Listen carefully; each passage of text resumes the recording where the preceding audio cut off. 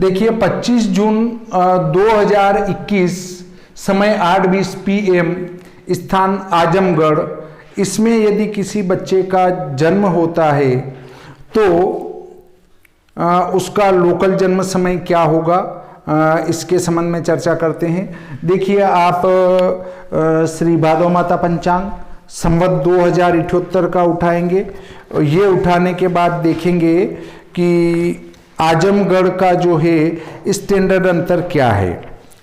पृष्ठ क्रमांक 88 निकालेंगे। पृष्ठ क्रमांक 88 पर आप आजमगढ़ को ढूंढेंगे। आजमगढ़ आएगा बिल्कुल, आजमगढ़ नीचे से 10-15 छोड़ने के बाद आजमगढ़ है।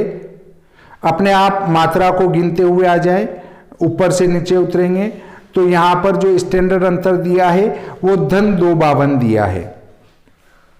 धन 252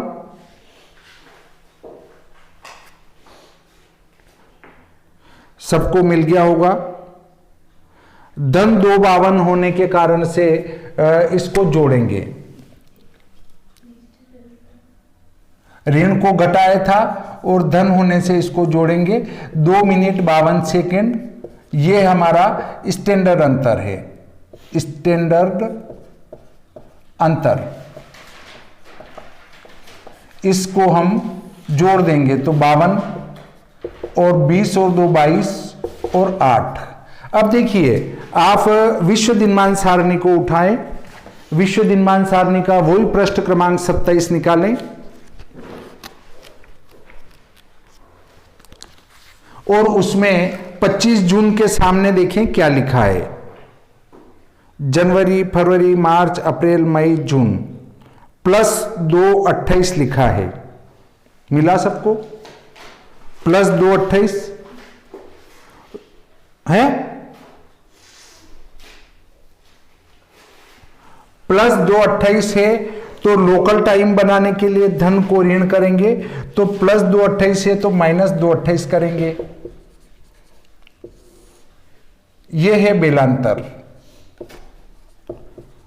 अब देखिए ये जो बेलांतर है विश्व दिनमान सारणी में बिल्कुल सूक्ष्म और शुद्ध दिया गया है, जो कि इसके ऊपर लिखा है, देख लें ऊपर, सन 2015 प्रातः 6 बजे के हैं ये बेलांतर मिनट सेकेंड।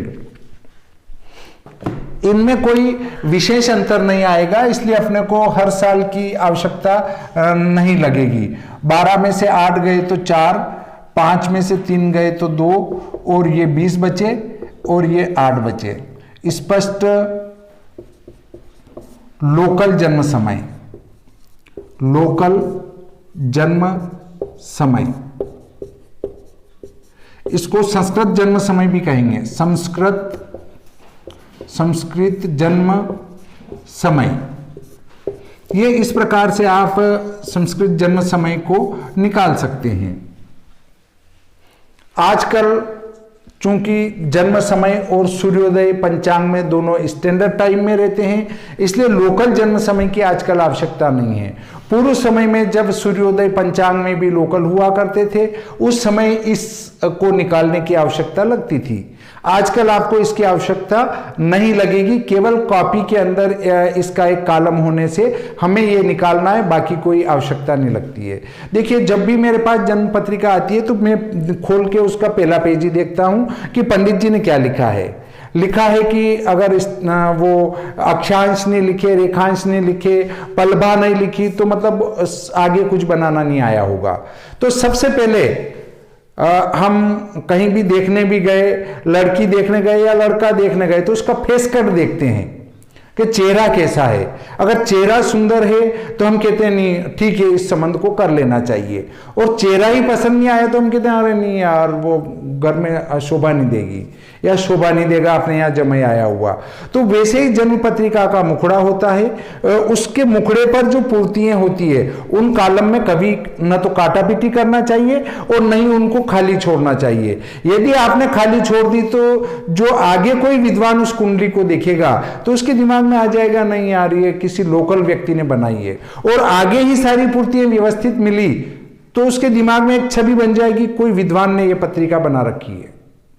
तो ये ध्यान रखें कि इसलिए हमें ये चीजें निकालने की आवश्यकता पड़ती है, ताकि कोई भी हमारी पत्रिका को खोल के देखे तो उसके दिमाग में ये नहीं आए कि किसी लोकल व्यक्ति ने बनाई है। तो इस प्रकार आज का ये प्रकरण यहीं समाप्त करते हैं और आज का सत्र भी यहीं पर समाप्त करते हैं। आपको ये उतारना हो तो उतार लें। श्री सरस्वती मैया की जय।